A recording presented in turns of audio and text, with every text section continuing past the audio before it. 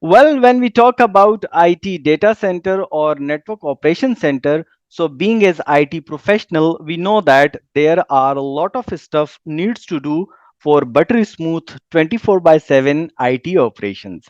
So generally we consider quality of service in all aspects, performance optimization which include compute, storage, network and all business critical applications.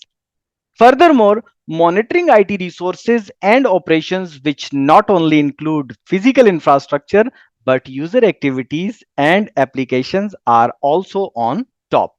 While security, as we know, the core of IT operations, and in the same manner, high availability, fault tolerance in all aspects are really, really important.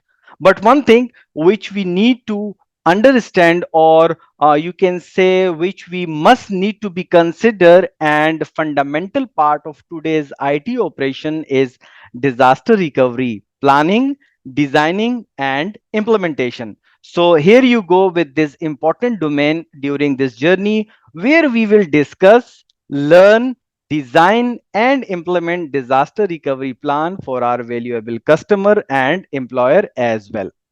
During all these learning episodes, we will get skills how to design disaster recovery plan for on-premise data center to Azure migration. Disaster recovery design is an art form, but we will get you started with the basics. So let's go with this combat first step.